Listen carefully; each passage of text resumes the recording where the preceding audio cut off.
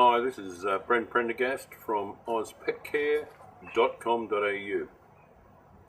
I'd like to talk with you today about the need for electronic fencing systems.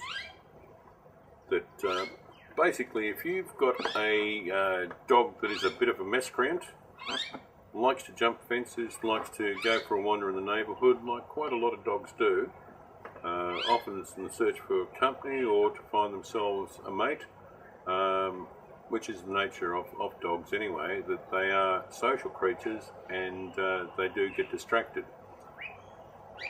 Unfortunately for us, that often we find that apart from our dog going missing, which can be a bit of a worry, particularly if it doesn't return, the other situation is that depending on the size of the dog, depending on the type of the dog, whether it's a Rottweiler, a German Shepherd,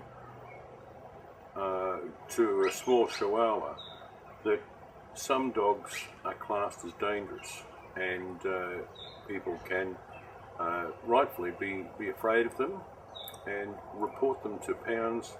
They can be put away, and you can be up to several $100s to retrieve your dog from a pound if indeed you do find them.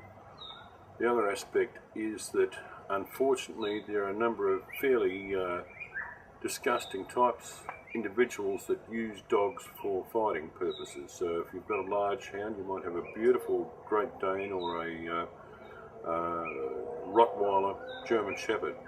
They can be grabbed by people that are interested in using them for fighting with other dogs. Often the other dogs, your dog, whatever, can be harmed seriously with this, and it is quite common around various cities and so forth. Going back to the electronic fencing system, this is probably one of the better options to keep your dog contained within your yard. That fairly simple device, but quite brilliant in its concept. What it has is approximately 300 meters of electronic line that you place around your yard, buried about a few inches under the soil, or you can tack it to your fence line. And in particular places where you might have not a very strong fence, this is ideal. You can set it out so that it can protect your garden and flower beds from dogs that are diggers and destructive.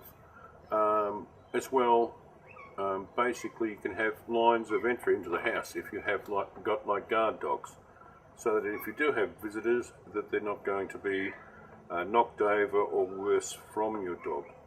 So basically what you do is you set out a line with this electrical wiring to protect your property. Now, with 300 meters on the coil of wire, you can look after approximately 4,000, maybe 5,000 square meters of soil, which is approximately about 1 acre, a bit over 1 acre. And with the coil comes a small transformer that plugs into your electrical source. This makes the charge trickle down to a safe and acceptable level.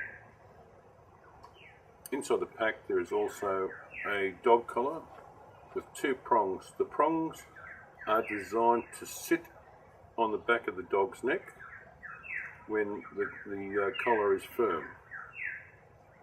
So what happens there is that it is a radio controlled collar, so that when the dog gets within a certain distance of the wire, he will get a warning first off. It will be like a static warning saying don't go any further. As he approaches the boundary where you have set your wire, the intensity will become much greater to the stage where he will get a full electrical shock that will stop him from progressing further. And the other thing is if he goes to go racing in and jump over that wire, that the radio control collar will pick up the electrical signals on the ground and will deliver a very severe jolt to the dog. That in its basis is the simplest form I can describe this boundary electric wireless dog fence. If you need more details, have a look on site. That will give you the full specifics with it all. Thank you very much for your time.